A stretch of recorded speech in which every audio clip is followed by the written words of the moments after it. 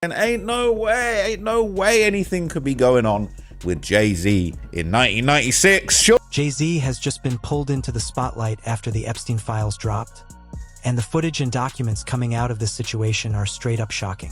No capítulo. I'm talking about some wild stuff that's got the entire internet losing its mind right now. But hold up, before we even get there, we gotta rewind and break this whole thing down from the very beginning, because this is where it starts getting absolutely insane. Alright, first things first, let me put y'all on game about who Jeffrey Epstein really was. Because if you don't know the full backstory, trust me, you're about to be shook. This dude was a billionaire financier, right? Sounds classy, sounds legit. But behind closed doors, bro was allegedly involved in some of the most vile, disturbing behavior you could imagine. I'm not exaggerating when I say this man was moving like a straight-up movie villain. So peep this. Jeffrey Epstein bought himself a private island in the Caribbean, Little St. James Island in the US Virgin Islands. Folks started calling it Epstein Island, and others had names for it way darker than that, names I can't even repeat on here. And let's be real, why would a billionaire need an entire private island? That's the question people should have been asking from day one. And here's where it really goes left. This wasn't just some luxury getaway for rich people to sip cocktails and relax. Nah. According to court documents and multiple testimonies, Epstein was allegedly using that island to traffic girls. And yes, we're talking teenagers. This man was running a whole operation, flying these girls out to the island and doing unspeakable things to them. But it doesn't stop there. Epstein wasn't just doing this for himself. Allegedly, he was providing access to other powerful people, politicians, celebrities, business moguls, all types of high-profile names were said to be coming through. And on top of that, Epstein supposedly had cameras everywhere, recording everything that went down. Why? Blackmail, fam. He was allegedly collecting leverage on some of the most powerful people in the world so nobody could ever cross him. Now let me break down how this whole thing finally started to collapse. In 2019, Jeffrey Epstein was arrested by federal agents in New Jersey after his private jet landed from Paris. The charges? Billionaire Jeffrey Epstein arrested on new charges. Bro, when I tell you the entire world was locked in on this case, I mean everybody was watching. Folks really thought they were finally about to get answers, like who else was involved in this sick operation. But then it takes a hard left. And I'm not even exaggerating when I say this sounds like something straight out of a conspiracy movie. On August 10th, 2019, Jeffrey Epstein was found dead in his jail cell. They said he did it himself. But yo, are we really supposed to believe that?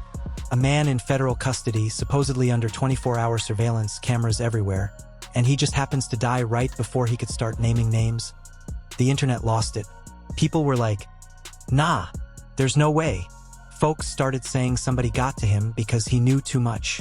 He had dirt on too many powerful people. Presidents, princes, billionaires, everybody. If he talked, it would have been a wrap. So what happened? Cameras conveniently stopped working. Guards allegedly fell asleep. And just like that, Epstein's dead. That alone is crazy when you really sit with it. And ever since then, people have been demanding the Epstein files. Who was on that island?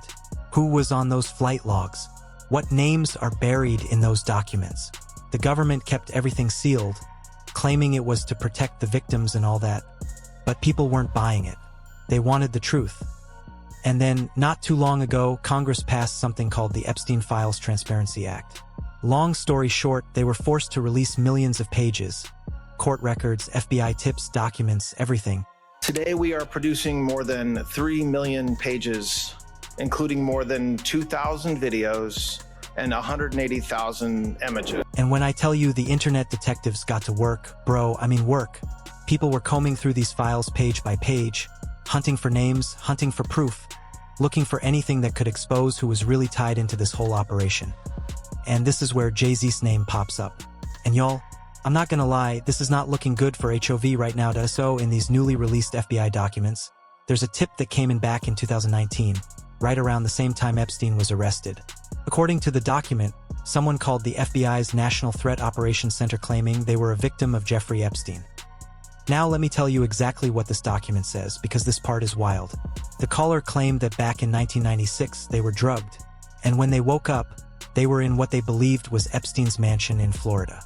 And get this, they said Harvey Weinstein was there, and Sean Carter was there. And for anyone who doesn't know, Sean Carter is Jay-Z's real name. The document alleges that Harvey Weinstein was doing disgusting things to this person while they were drugged, and Jay-Z was present. When I first read that, I was like, yo, what is going on? We're talking about one of the biggest rappers of all time, a billionaire, married to Beyoncé, a dude people see as a business icon. Now, quick clarification, the thousands of videos and images mentioned in these releases aren't all recordings made by Epstein himself. A lot of that material includes other digital content seized from his devices. But still, the allegations don't stop there.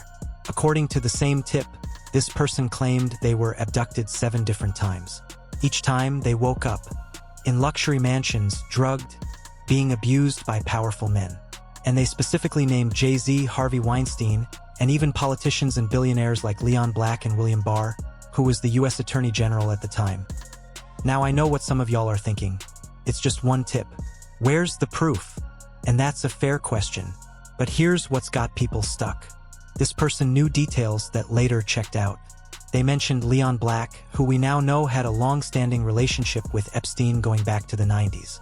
This same Leon Black even wrote a poem for Epstein's 50th birthday, talking about blondes, redheads, brunettes, and signed it, "Love and Kisses, Leon." Like, come on. And it gets even wilder. That same document also mentions Pusha T. Yeah, that Pusha T. The caller claimed Pusha was acting as a handler, basically someone who would befriend victims before these parties back in 2007. They said they attended a party where both Harvey Weinstein and Pusha T were present and were allegedly drugged again. Now both Jay-Z and Pusha T have rapped for years about being drug dealers back in the day. That's literally part of their image. So naturally, people online are connecting dots, asking wild questions. Were they involved? Were they supplying something? Was there more going on? Nobody has answers. And just when you think it can't get crazier, Nicki Minaj jumps into the middle of all this, and she does not hold back. Nicki went on a full-blown Twitter spree, reposting all kinds of stuff about Jay-Z. And one post really caught attention. A picture of Jay-Z at 27 years old with Aaliyah, who was only 16 at the time. And ain't no way anything could be going on with Jay-Z in 1996. Surely not. Then there's another picture floating around, Jay-Z at 26 with Foxy Brown, who was only 15. 15, y'all. And Nicki didn't stop there. She also brought up this guy named Rymir Satterthwaite, who's been claiming for years that he's Jay-Z's son. Dude is grown now, and he's been trying to get Jay-Z to take a paternity test for over a decade. And Jay-Z keeps refusing. So people are like, bro, if you didn't do anything wrong, why not just take the test and clear it up? Why keep running from it? And that's where things start feeling real weird. It's really dawned on me. It's the man that my mom was under when she consumed me. Anyone who'd have been older than be doing so much and running. And yo, let me break down this Foxy Brown situation a little deeper, because this has been an open secret in hip-hop for years, but nobody ever really wants to talk about it. There are all these old clips of Wendy Williams. Yeah, Wendy, back when she was asking Foxy straight up about her relationship with Jay-Z. And Foxy would get all giggly, acting real awkward, never flat out denying it, but never confirming it either. A romantical thing. It's all right. I'll say alleged, but we know. Yeah, she hit it before Beyonce. Even Nas, during his legendary beef with Jay-Z, made references to Jay and Foxy's relationship in his diss records. Nas claimed Jay-Z had to mess with Foxy just to get her on his tracks. And while both Jay-Z and Foxy have denied ever being romantically involved, Foxy later dropped a song where she basically said, on the low, the real dude was Jay-Z. Like, she said it herself in the music. Fam, then you've got Dame Dash, Jay-Z's former business partner and longtime friend. Nick Cannon interviewed Dame and straight up asked how old Foxy Brown was when she got signed.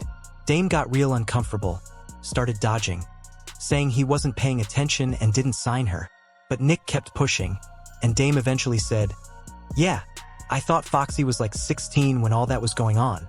At what age was Foxy Brown signed? I wasn't paying attention to Foxy Brown. Yeah, but that's. I didn't sign Foxy Brown. I know Stop you. putting I'm me in just that. asking a You keep asking question. because I'm on the block. I'm responsible for everybody. I don't know You the nothing about that. boss. I'm just asking a question. I don't know. My name is Cousin Bennett, and I ain't in it. Oh, now you ain't in it. I don't know what you're talking about. You was. I'm just saying. I promise you. I I thought Foxy was like 16. That's all I'm saying. What that, did I sign it?